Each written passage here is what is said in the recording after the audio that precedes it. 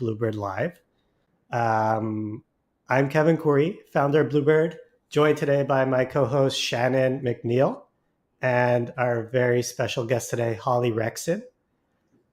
Holly's been working in sales since 2018-ish, with her current role being account executive at a company called Deel. On top of this, Holly is a proud digital nomad, owns an organic juice company, and did competitive cheerleading on the world stage until 2018. Holly, thanks for taking a break from closing deals today to be with us. How are you doing? I'm doing good, thanks. How are you guys? Doing awesome. Great. Thank you. Yeah. Happy to be Thinking we could just start off with giving our audience a bit of context about who you are and maybe a little bit about your backstory and journey into tech sales. Yeah, absolutely. Well, thanks so much for having me on. Super excited to chat. Yeah, so a bit about my story. We'll go back to around university time. So I feel like I've always been sort of entrepreneurial, always had a love for sales growing up. I would do like the fundraisers and the door-to-door stuff so much that my mom was like, okay, I think you need to give the neighbors a break. You just went out like last week kind of thing.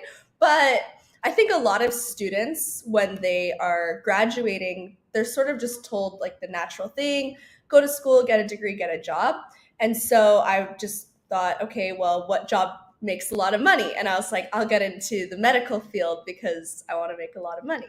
And I didn't really know about anything else. I obviously didn't know about tech. And so I started in sort of like kinesiology, health, biotech side of things, or biochem, sorry. And basically started going to school. I met some entrepreneurs. They were retired, but they were sort of telling me like, you don't need to go to school just to make good money. And they didn't tell me to drop out, but they just really inspired me. At the time, I was managing a restaurant and I was cheerleader. So I went to Worlds, came back, and then I was like, all right, I need to get an adult job because I can't work in a restaurant and be a college dropout. So I just basically started applying. They were like, yeah, you can get into sales. And so I was looking at sales. They didn't necessarily tell me tech, but sort of just fell into it. And at the time I was 18, so I didn't go to school, and I did this thing called resume rampage that I call it, where basically I would apply to like 20, 30 jobs a day because I just really wanted to get a job. So I think the constant applying helped, and I ended up landing an SDR job when I was 18. My VP of sales didn't know that, so it's like when my birthday came around, he's like, oh, how old are you? I'm like, I'm 19. It's like, what? But I think that was just really good because now I work with a lot of people who they want to get into tech, but they're like, oh, I didn't go to school for it, or, I don't have experience, but you don't need that necessarily in sales. You just need to learn those high income skills and how to be a good salesperson, a few other things. So yeah, ended up doing that. And then I became an account executive about a year and a half later. And then I've been closing deals ever since. I now work at a company called Deel, closing deals. So that's fun. And yeah, I love tech sales. I wouldn't do anything else. It's been really amazing. And especially now with the remote work life, it just gives you so much freedom to travel, work remote, kind of design your day how you want. And what I love about sales is as long as you're hitting your numbers, you're closing deals, you really have the freedom to do, whatever you want. You don't have to just sit in a chair for 8 hours, and you're motivated as well because you're directly compensated for how hard you work. I don't know how hard I would work if I was only paid a salary. So it's definitely nice being in sales, and I love it. So hope that gives a Cool. little bit of an intro.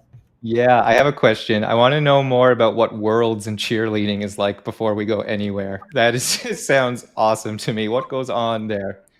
Oh my goodness, it is a time. So basically, for anyone who doesn't know, Worlds is like the Olympics of cheerleading. So it's the biggest competition you can go to. You have to get invited at other competitions to actually qualify. It was amazing. It was honestly like a dream come true. Leading up to it, I knew that this was going to be my last year. And so I was like working really hard, and I knew I needed to leave because it's such a commitment doing sports. So I couldn't really do like career stuff, business and sports. But after going, I did have a moment where I was thinking, maybe I should do another year because it was just awesome. But I ended up deciding, okay, no, I'm not going to do that. And also, I don't think my body allowed me. It was getting quite beaten down. It's a very intense sport, just getting thrown around and dropped and injured. But yeah, it was honestly super fun. Yeah. Yeah, totally. So you're like what, 17 years old at the time when this is happening? 17, almost 18? I was 18, yeah. You're 18, and this was like, so you had already you begun university but had dropped out and were still going on with pursuing your cheerleading So yeah, while all this is happening. exactly. My birthday's in December, so I did one semester of university. Yes, and then I dropped out. Oh, that's incredible. And so, okay, so now like you're talking to these entrepreneurs, didn't necessarily like pursue you to or convince you to drop out of school, but you're kind of getting that vibe like, okay, I don't need to do this to be successful. And you didn't really know what like an SDR was or tech sales was at the time, right? No, I didn't. And I was also sort of pursuing a business on the side. So it was e-commerce. So essentially my idea was, okay, well, I can get a salary job that also pays commission, which is nice. And then that can give me more freedom to work on my businesses, which I still do. And I love, I mean, with being in software sales, you can do things outside. And I'd say most people do. They always have things going on. It's because it's a very entrepreneurial profession. So that was my main reason, was let me get something that pays well, but I have freedom outside of work. It's not like a hourly job where you have shifts and it's kind of all over the place. So that was the main thing. And then I ended up getting into tech sales and being like, oh, I really like this. And then obviously you start closing deals and then you're like, oh, it pays really well. Okay, I like this too. And then I'm just here now. Yeah, it can be a pretty somewhat competitive entry point sometimes. And you did it when you were 18. Mhm. And I think as like an 18-year-old on the job market, it can be hard to convince people of your like maturity and your experience and things like that. So how did you get yourself over the line there? Yeah, that's a really good question. I think, well, the one thing that the VP of sales said when he interviewed me, he's like, do you know why I invited you in for an interview? And he said, because he saw that I was a restaurant manager. So it kind of showed somewhat of leadership, and I had a little bit more experience than just a server. However, I do know of a lot of people who even haven't had experience like that. So I'll share my experience and then what I've seen other people do. So for me, I think the restaurant management helped. And then I also, I'm not going to lie, I went quite all out on my interview. So at the time I was reading a John Maxwell book. It was like Great Leaders Ask Great Questions or something like that.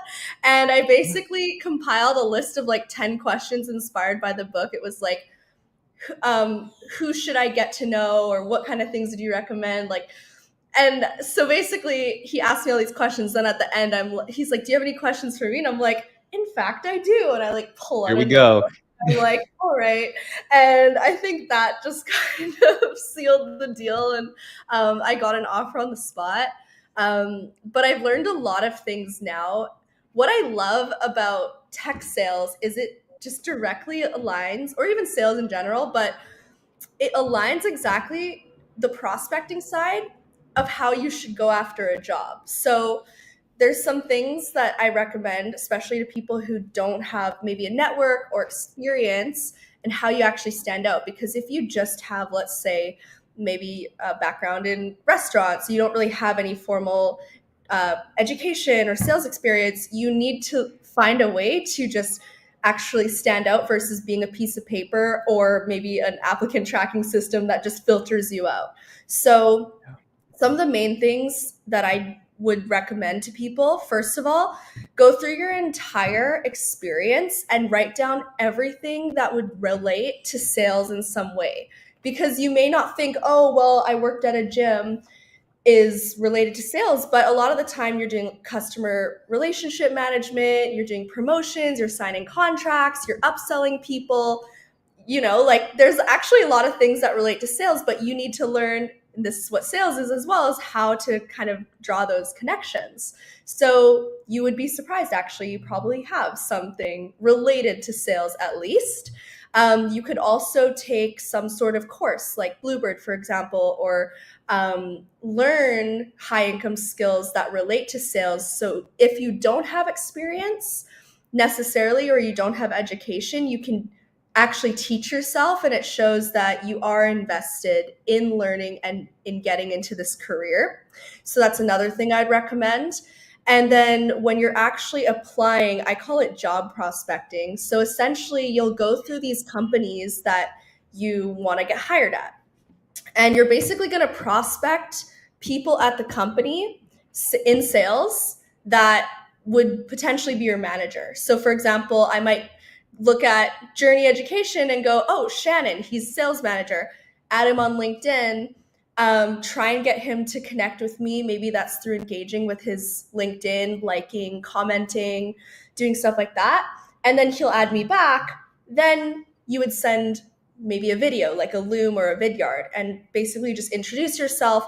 That's going to make you stand out versus just applying. And when you apply, you go directly to the talent people. Like, they're just recruiters. Obviously, they have a job to find high quality people. So if you just apply and you're like, oh, I've only been like in trades or in restaurants, they're probably just going to, like next, because they have 100 other applications that maybe have experience. So when you go for the sales managers, you're actually skipping that level. And you're also standing out. You're showing that, okay, maybe I don't have formal experience, but I'm showing you the skills and the tenacity, the hunger that I actually want this job, and I'm building my brand. So I recommend doing that. Try and separate yourself. Other things like building your personal brand, maybe start posting on your LinkedIn.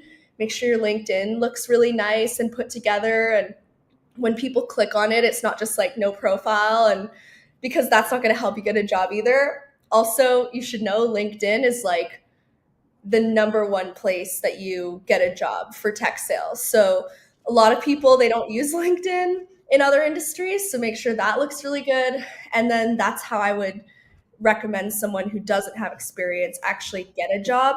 And then, yeah, hopefully you can sort of fake it till you make it. And I think a lot of times, Shannon, you can correct me, but I think a lot of times sales managers, they're not necessarily looking for, oh, this person knows exactly how to handle objections or how to prospect, or they need to know all these things. They're actually looking for the hunger and the personality that's teachable, because if you're teachable, you can learn all those things, but that intrinsic quality is very hard to teach. And I think going back to my story, that's sort of why I was able to stand out, because I was like very hungry to succeed. Yeah. But Yeah, You're right.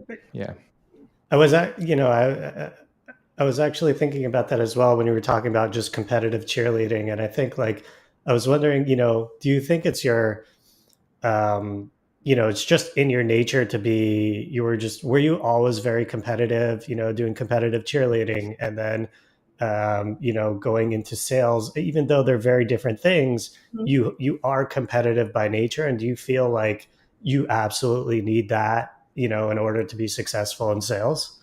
yeah, it's so funny. So people ask me that all the time. They're like, did you become competitive because of cheerleading, or were you just always that way and you just did cheer? I'm like, yeah, I've always been, I would say, very determined and driven.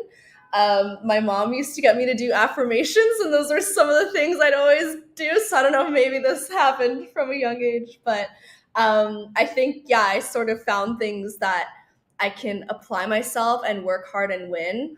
I'd say, yes, maybe in sales, you do need to have some sort of quality, not necessarily maybe competitive, but definitely someone who's willing to work hard, and you're very growth and goal oriented. So I think it's good to have both. Obviously, goal oriented helps you get things done in a timely manner, but being goal oriented can also cut your growth, because if you're just focusing on a goal, you're not actually thinking of the big picture. So for example, you could say like, I want to master sales, or like I want to work on my sales mastery. That's growth focused. That will ultimately help you exceed your goals. But if you just go, oh, I just want to hit quota, you're just going to work pretty much as hard as you can and hit quota and maybe miss out on a lot of growth opportunities. So I think being driven, self-sufficient, goal-oriented, having grit, being tenacious.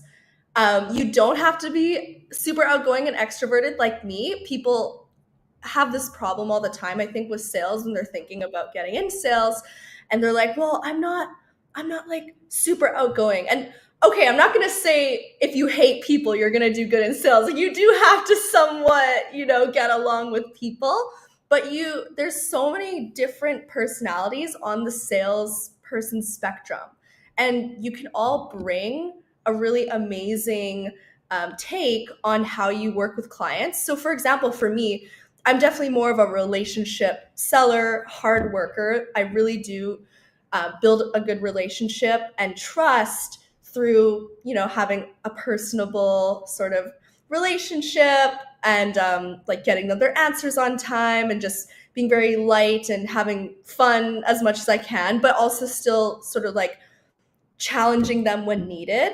Being direct is important, but I'd say clients tend to like me. So that's kind of how I sell. But you can have other salespeople who are a lot more analytical and detail oriented, and they might be the ones to build you incredible spreadsheets and ROIs on why a company should sell you, and be really analytical on how they sell. They may not be as outgoing, but they build the trust through knowing their stuff. And so like, not every salesperson is super outgoing and like your typical slimy salesperson. I think it's definitely a spectrum. So if I'm hearing you correctly, if you're naturally unlikable, stay far away from sales. Is that it? I mean, I've met people who are naturally introverted. They've trained themselves to be more of a outgoing person, and in learn some cases that's a little advantageous too. Someone who's introverted does have to really study what's happening and really execute it in a way that's comfortable for them. So there's certainly advantages for that like character to really excel in that environment. Just that attention to detail can come out. It's more of a game and a study then. Yeah, totally. And you can build a really good team dynamic with, you don't just want all of the same people. That gets like a little bit overwhelming. So I would say when I look at our sales team, there's all types of personalities you could think of. But I will say I do find the analytical people do become more into the leadership roles, and it makes sense because they do need to be very data driven.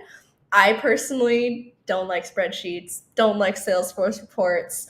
I like being an individual contributor and kind of working hard and making my money based on how hard I work. But yeah, that's something I've noticed as well, is there's like a certain type of person who gets leadership versus maybe just gets into enterprise closing big contracts. But there's room for everyone.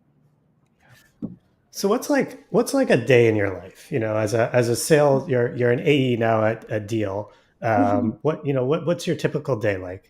Yeah, I can kind of share what it was like when I started in tech and what it's like now, because it definitely changes based on your role. So when I started and I was a sales development rep, SDR, also known as BDR, maybe you see ISR. For anyone who's new, it's all the same thing. Your day is very repetitive. So consists of two things really, is outbounding and prospecting. So the whole goal of your job is to generate interest and book meetings with prospective clients and book those meetings with a closer. So my day, I would be cold calling, I'd be emailing decision makers and booking calls. At the time, my quota was 2 meetings a day booked, and I was getting to 3 to 5 meetings a day booked. Now it's kind of funny because a lot of my SDRs, their quota is like 10 qualified meetings a month, and I'm like, you guys should be hitting like 300%. I feel so old. I'm like, back in my day. But yeah, so outbounding, and that consists of a few different channels, maybe like LinkedIn as well. And then the end of your day is going to be prospecting, setting yourself up for the next day. So you're looking at accounts, also known as companies, going maybe on LinkedIn, you're finding decision makers and you're adding them to your sales automation, something like Outreach or SalesLoft that would send them automatic emails and then also lines up your calls and tasks like LinkedIn outreach. So one thing that's really nice when you get into it is it's super repetitive. So you basically just have to show up, work hard. I would kind of just turn my brain off because obviously there's that sort of feeling where you're like, oh, I don't want to call them, but I need to call them. And, you know, you can kind of like psych yourself out with analysis paralysis. So I'm like, no, okay, just call. And then, yeah, book your meetings. It's nice because as long as you work really hard, I am convinced you can get your day done in 4 hours. If you focus, you can actually do all your stuff. Is that what you do? Is your typical day 4 hours? As a SDR, 100% it could be, yes. If you line up your day the night before, you do all your prospecting, and the next day, all you do is maybe like calls for an hour or two, emails, LinkedIn outreach, and your prospecting. If you're not on your phone and you're focused, I am highly convinced you could do 4 hours. And also, like, you have to take into account maybe meetings you have with your team. But as an SDR, it's like kind of pointless unless you're doing like sales training. But everything else is like, why do you need meetings? Like, you pretty much have the same thing you have to do every day. So I would say, yes, 4 hours, you can do that.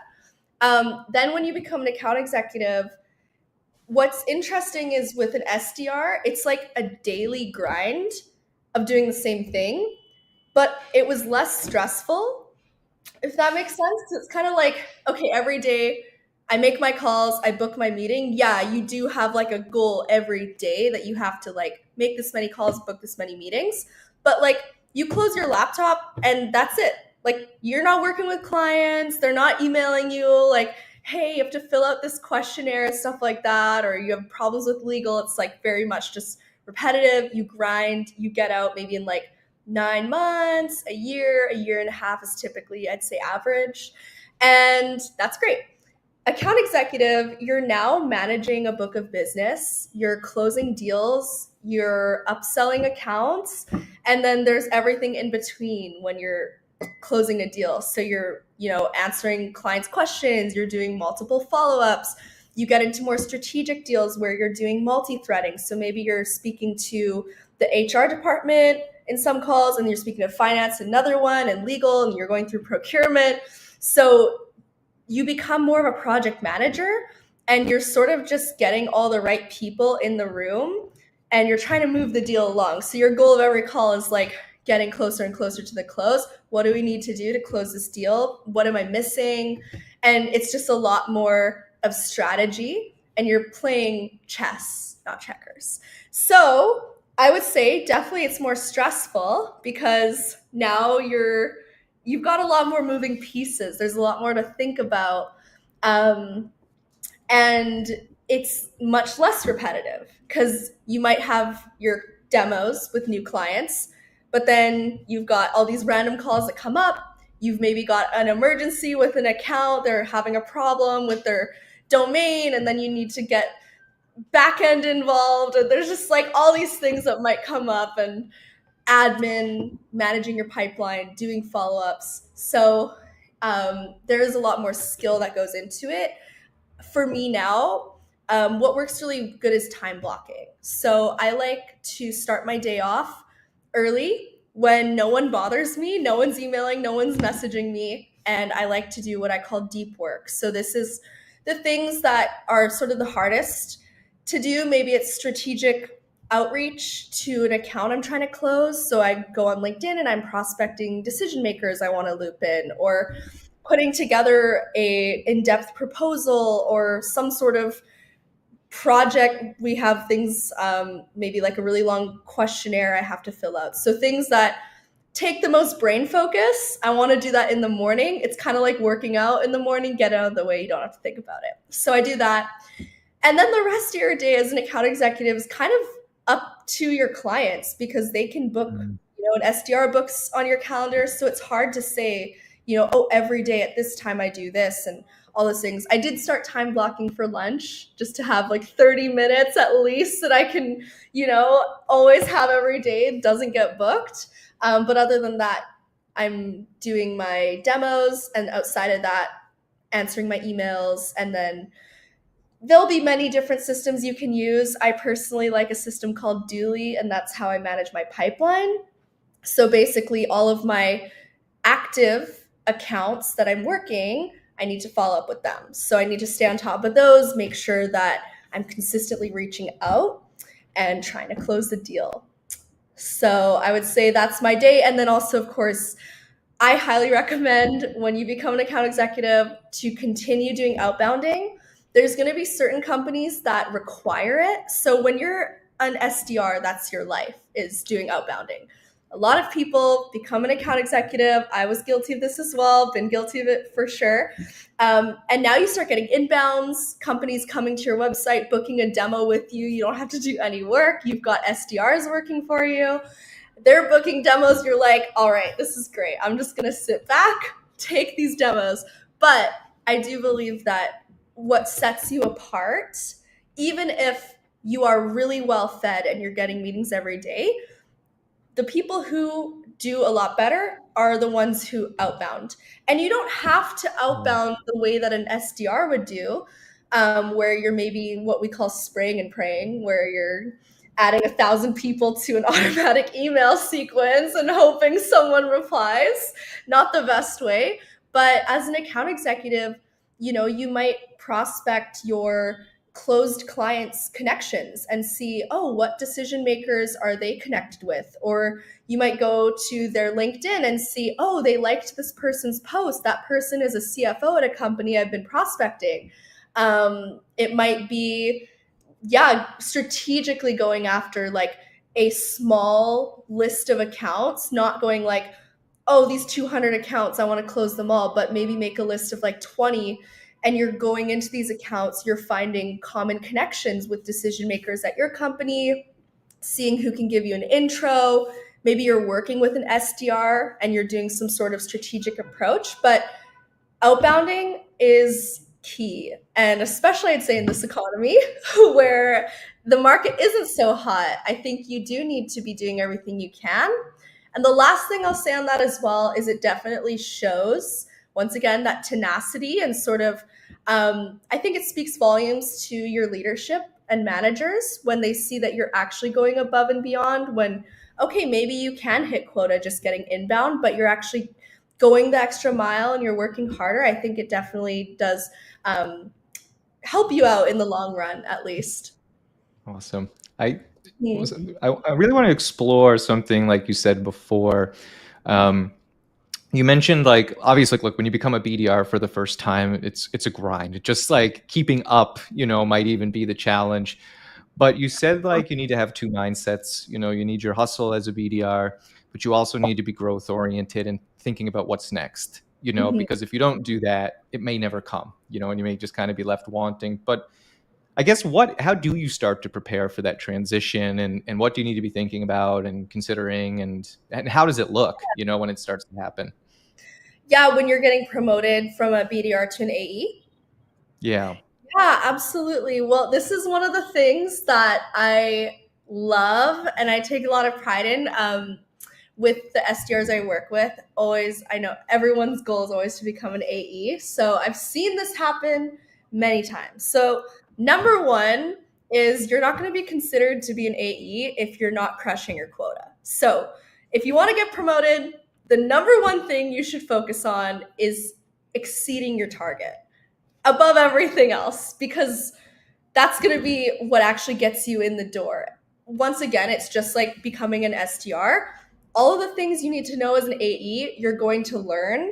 So to make sure you stand out, you need to make sure that you're exceeding your quota.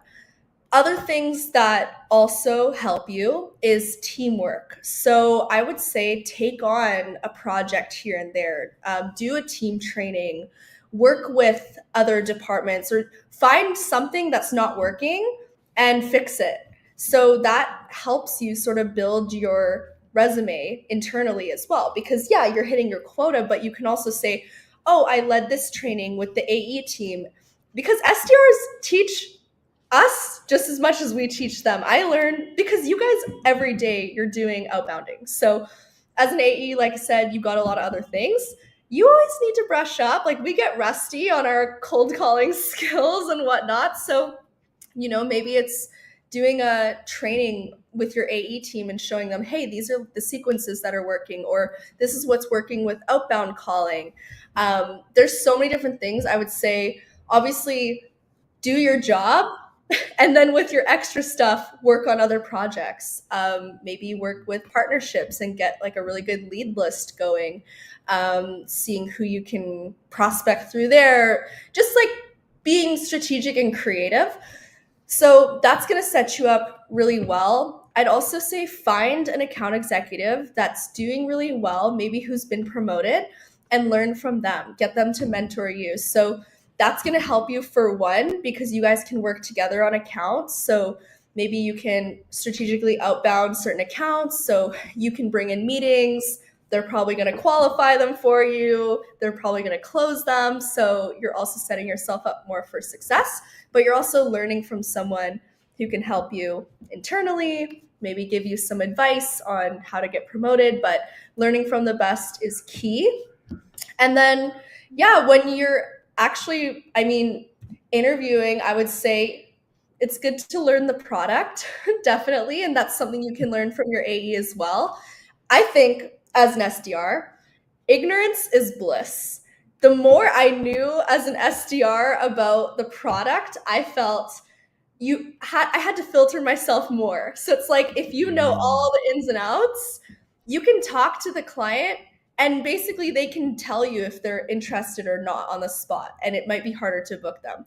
I found the less I knew, it was so much easier to be like, you know what, I don't know the answer, but sounds like this is something you might want to explore more. How about I book you in for a quick call with my product specialist? They can answer all the questions and definitely address your pricing. So anytime they ask a question, it's always just a segue to book a call. But when you start to learn all these things, and the person on the other end, they might get confused. They're like, what the heck are you trying to sell me? So I actually found it was better when I knew less about the product, like from a very deep understanding. But yes, when you become an AE, you obviously need to know how the product works. So it's good to work with an account executive who can maybe do like demos with you, and they can teach you how to demo and how to present. That's of course a good thing to help you in interviews. I'm not saying don't know the product, but I would say like don't stress about not knowing how to close and negotiate and all these things, because it's obvious you haven't been an account executive, so no one's going to expect you to be like a master at it. But have those qualities once again that show your management that you are determined and you have grit, you want to learn. So that's what I would say. I think when you really have to, would you agree with this comment that you really have to like making money, like see it as a huge driver to be successful in sales, and like really, like you said, crush your quota as an SDR and etc. Like, does that need to be a very big factor in why you're getting into sales? I think yes. When I look at the amount of work or sometimes stress, things you put up with clients, yeah, if it wasn't making me money at the end of the day, I think it'd be really hard to do. That I would say is probably the main motivator for a lot of people. And there's been some other things that have come out of it as benefits that I didn't actually think about. So in sales, it's very entrepreneurial. Sales is an incredible skill to have. There's a lot of people who can maybe build a product, like they're a software developer, but they build this amazing product. They have no idea how to bring it to market. So what you don't realize when you're in sales, you're actually learning so many skills that if you want to actually open your own business one day, you know how to bring it to market. You know, even things like negotiating and closing and building relationships and networking, even the network that you build. That's one thing I loved when I was on my last, when I was on SMB before I moved to mid-market. I was always working with really cool founders like Kevin, for example. We actually met through Deel. He was one of my clients, and it was great. That's right.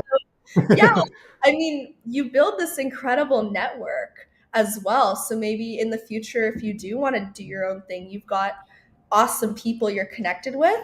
But I'd say the skills I've learned without even realizing, there's so many things we do on the day to day that's just automatic.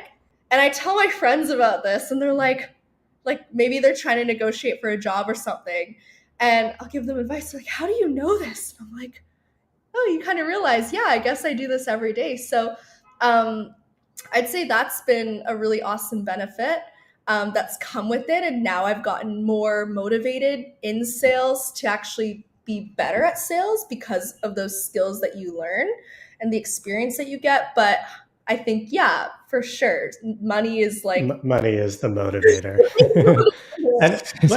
which is okay, right? I think, like fine. We're, a lot of people are very highly motivated by money. I don't think it's the only thing that's going to make you, drive you to be successful in this. But I'd be curious, and I think a lot of people are curious about, like, what does the money actually look like in sales? Like, as an SDR working in tech sales, everyone's like, so concerned about the money. They're like, well, it's like commission, like, what's my base? What if I don't meet quote? Like, how much money is like the average person making? And then, like, if you're really good, like Holly, and crushing quota every day, like, how much money are you making as an SDR? Yes, that's a good question. So I would say, for one, don't just take my word for it. There's many different platforms you can even find how much money people make. So definitely do your own research. You can go on Glassdoor.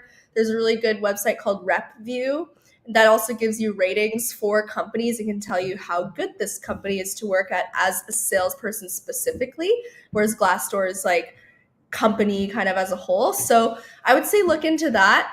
I think it's pretty conservative to say, in Canadian numbers at least, and I mean, I've even seen SDRs and USD numbers do this as well, but I think 70 to 90K as an SDR is absolutely attainable.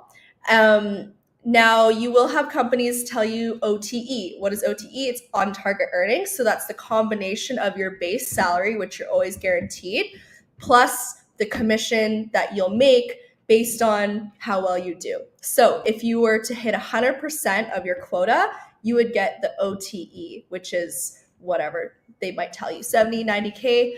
And that means if you do more than your quota, you'll make more than this OTE. If you do less, you're going to make somewhere between your OTE and your salary.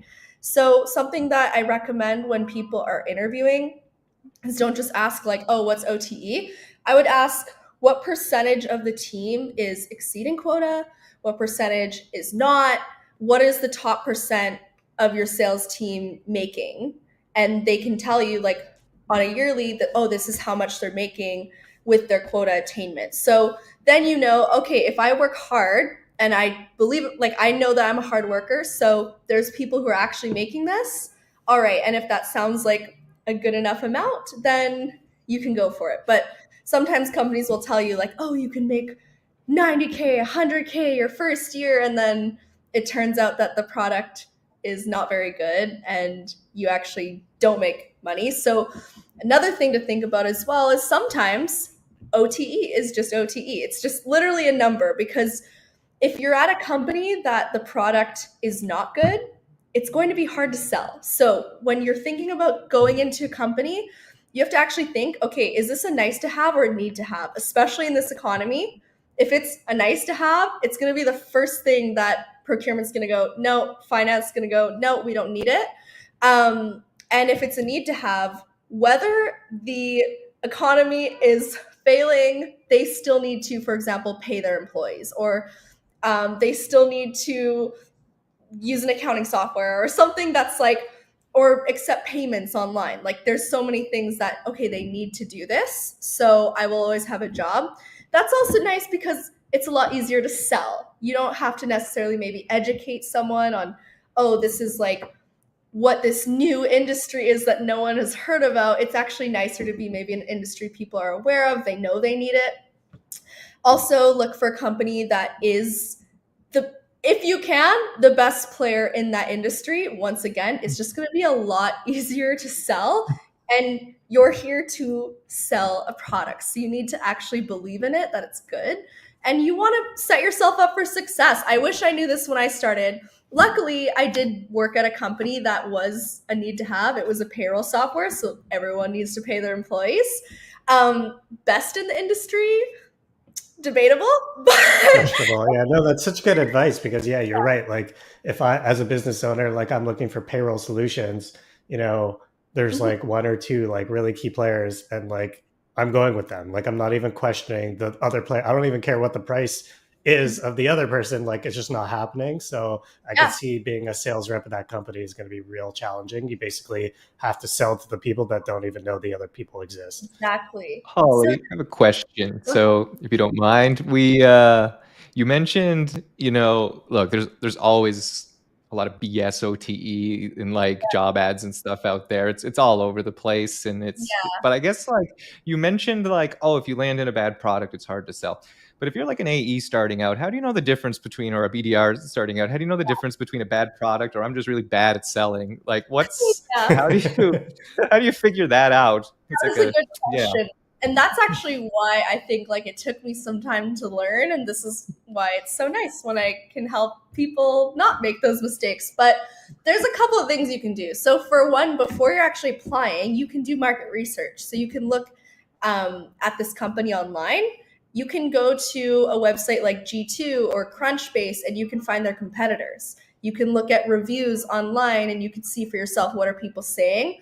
You can find maybe like who has the most funding. You can look at this industry, go on LinkedIn, and you can even see in the branding yourself. Like there's some startups that you're just like, this just looks terrible. And then you can maybe see a competitor that you're like, if I was buying this product, I would go for the competitor with the cool logo who has like a good brand versus this that looks sketchy made God knows where. So you can kind of see for yourself, put yourself in the customer's shoes and be like, would I buy this? Does this look good?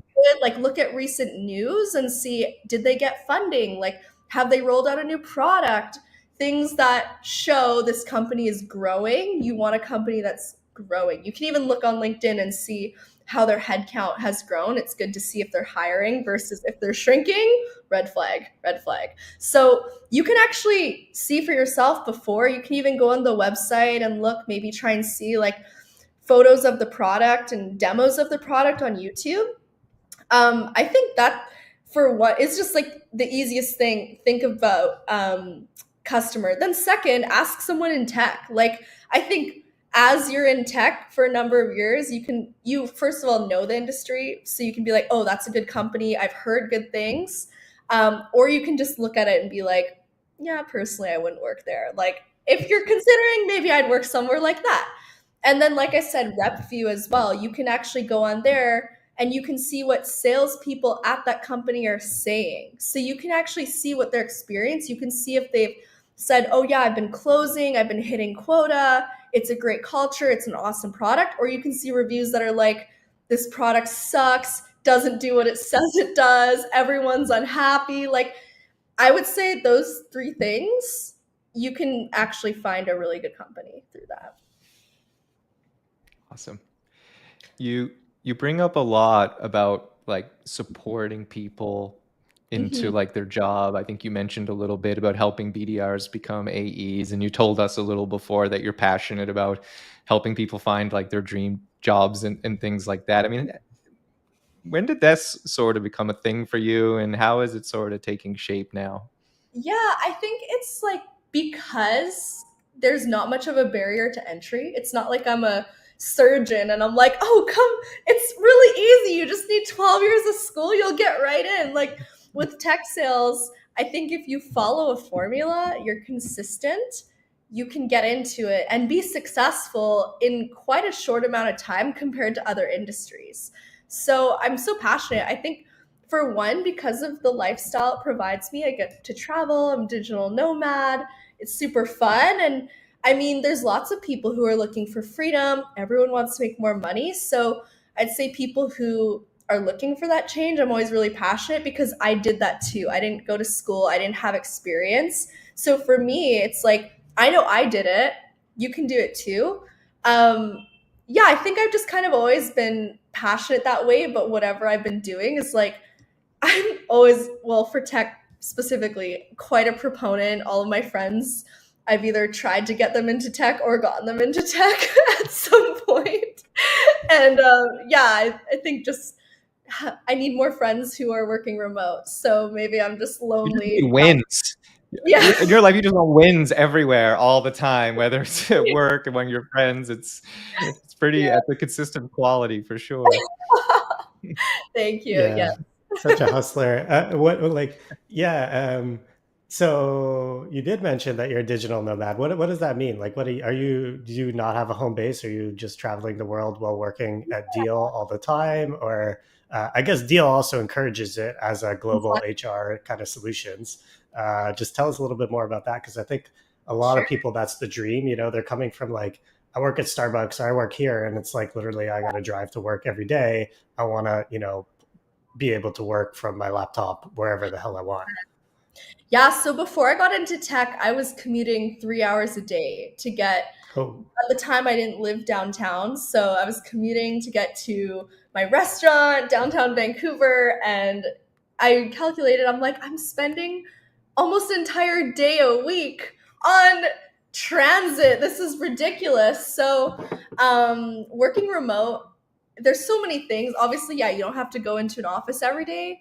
You can work from, I mean, yes, you do need to be in quiet. So cafes are not always the best if you're making calls or on client calls, but it can be nice. You need to do some admin. You can change up your scenery. You can go to a co-working space if you get lonely. For me, I work remote, very remote. So technically my home base is Vancouver. I don't spend much time there. It's pretty much my apartment with all my things. It's a very expensive storage unit. But yeah, so I actually am in Panama right now. I just left Costa Rica. I was there for a month traveling the country. And before that, I was in Mexico for a month, in Tulum. So that was this year so far. Last year, I did many places in the States. I was in San Francisco, New York, Dallas, Vegas, few other places, and then I went to Mexico for a month. I did Europe, Italy, Spain, France. I think that was mostly it. Yes, last Did year. you do well in Vegas? Oh my god! Did you double everything while you were there? I actually have never gambled, so I just kind of watched from afar. I don't really know how good I would be, but maybe next time I'll put all my money on roulette. But yeah, so I think just having a taste of this life, it's really hard to go back. I think when I do go back home, I'm usually home for a couple weeks and I'm like, okay, I need to catch a flight. This is boring. But you absolutely can. I mean, lots of people have their home bases and it's just a lifestyle to not have to go to the office. Some people think, oh, it's like lonely. I think a lot of people are just maybe afraid of change. But I'd say for the most part, when I meet people, they're definitely not super excited about going into an office every day or going to a physical location. But yeah, that's what I mean by digital nomad. Are you? Awesome. Would you say like? So how many sales? How many people on the sales team at Deel around? Oh, so in North America, we've got, I want to say around 100. Okay, pretty good sized team. And would you Yeah, say like 100. Sorry, I was thinking of closers what? and SDRs, but yeah. Anyway. So that would include both, right? Around 100 would be like SDRs and Yeah, AEs and everything. yeah, I would say so. And do you, so within that like 100 or so people, do you think that like you tend to, what do you think separates like the person at the top of the leaderboard from the people that kind of hover around the bottom? Yeah, well, I mean, you sort of always do have different tiers. I think no matter what you do, I think the people who are at the top are the ones who work really hard. Like that's the nice thing with sales; you get directly compensated for how much you work. There's And always, would you yeah, just sorry to interject, would you say when you say work really hard, because I think like work life balance is a big thing among like this generation now, do you yeah. say like they don't have that, like they're doing like 12-hour days and Saturday Sundays, like that's what you need to do? I don't Or think that's necessary. I would say I think you can get things done in a 6 to 8 hour. It really depends. Some days, my days might be more 4 or 5 hours if I don't have a lot of meetings. If I have a lot of client calls and then I still have to do my stuff outside of that, it can turn into more of a 6 to 8 hour day. You're not necessarily working like a CPA, crazy 12-hour days all the time. I think work life balance, yes, you don't want to burn yourself out, but I think there's a bit of an obsession with burnout and people just not wanting to work very hard, which kind of drives me crazy. I think also the more you talk about something, the bigger it gets. So if you're always talking about burnout, you're thinking about burnout or you're thinking about being stressed, like, or being anxious or anything, like you're going to be that way. So it's more focusing on what you can control, keeping yourself positive, thinking positive. But I the think, mindset? yeah, 100% it's a mindset. But you have to work hard to be successful. So I think like the obsession around work life balance, it's kind of like you have to pick your priorities. But if you want to do really well in something, yeah, you do have to dedicate yourself to it. Doesn't mean you're working 12-hour days, but it's even if you're working 6 hours, the 6 hours you do, you're actually putting your effort into it. You're not just thinking the whole time, like, oh, I just need to do this, and then, oh, I need to take a break. And so I'd say a lot of people who are more maybe at the bottom, they just have the wrong mindset. Obviously, in sales, you always go through ebbs and flows. No one's winning 300% every month. Like, you're always going to have like good months, bad quarters, good years, whatever it might be. So you don't think like, oh, I'm not at the top of the leaderboard. I suck. My mindset sucks. But you can see over an amount of time. I think sometimes the most absurd things I do hear though is if someone's not hitting quota and they're like, yeah, I'm just, I need to cut back on my hours because I just feel like burnout's a thing. And I think like if you're not hitting your number, I think you're the last person who should be saying I should work less. So yeah, but that's all I'll say on that. Not trying to offend anyone, but yeah, mindset is huge. It's funny, like when you say work hard, and I think when I hear that, sometimes the natural feeling is means just like grind, grind, grind. But I think like there's also a component to it that's about educating, like being coached, like learning new things, trial and error, making mistakes. Because even if you are in the mid tier, doing the same things over and over, harder, faster, are not going to get you up there. You also have to have that the growth mindset. I mean, how does that factor in? Is that something that you like look at yourself? Totally. It's just like expecting the same thing or different results doing the same things, definition of insanity. So yes, I agree with you. You're not just being like, oh, I need to work harder. It is learning. And when I say work hard, it's just like putting 100% into what you do. So not just like slacking off or being negative and talking negative with your coworkers, like having this positive mindset all around.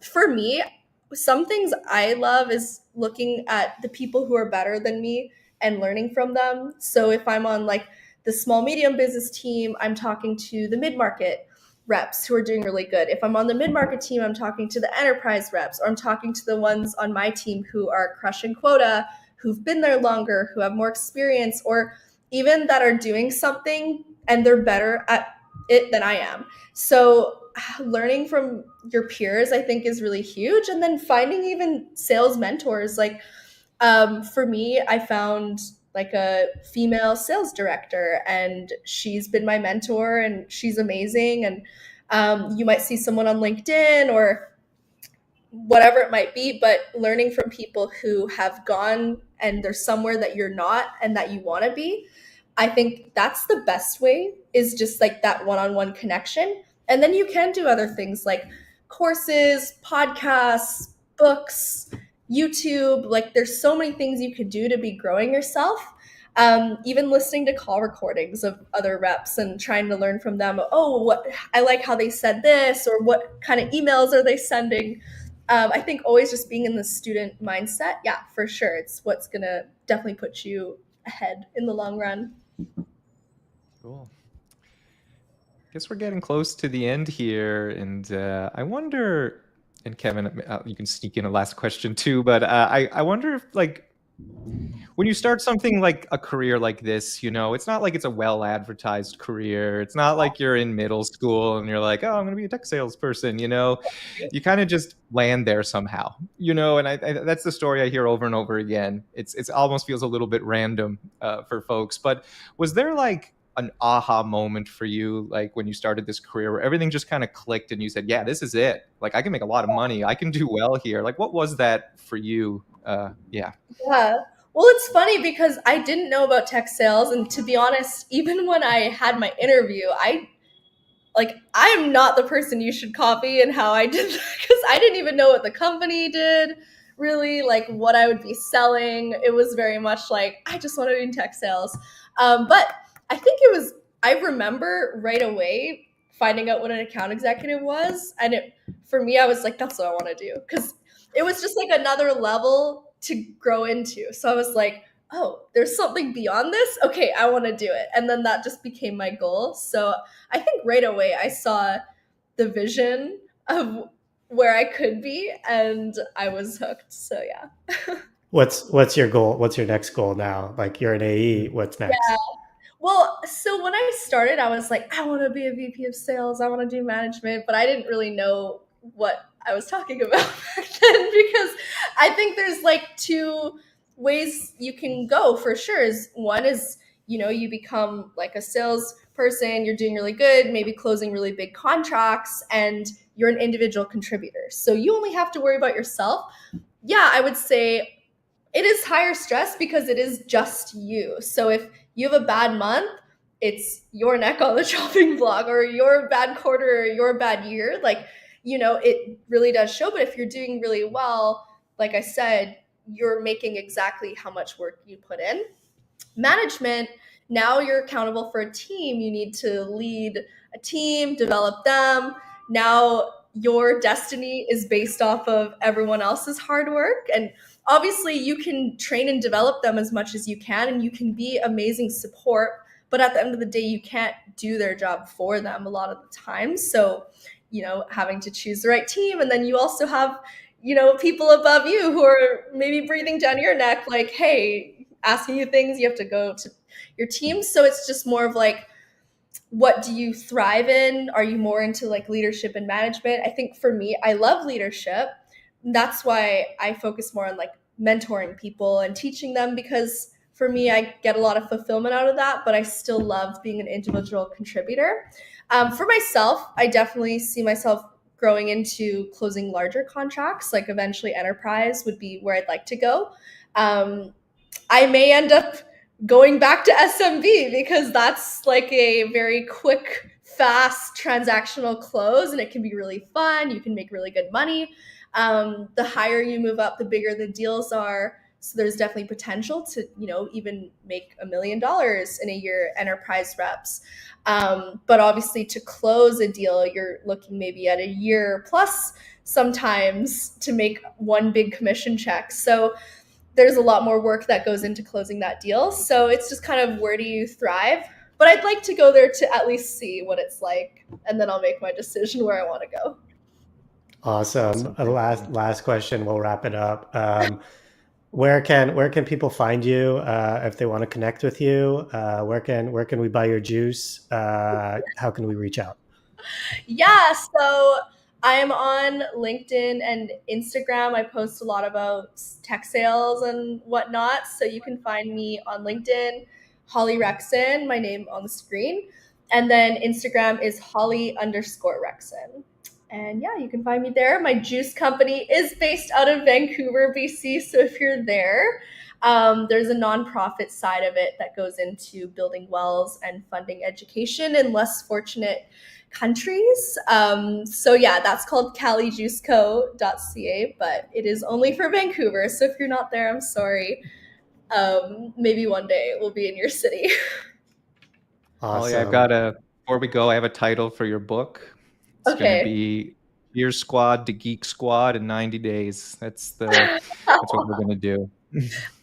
One day I will write a book. I love it. Thanks, Holly. This was a lot of fun. I really appreciate your time. Yeah, thank you so much, Holly. It was a great chat.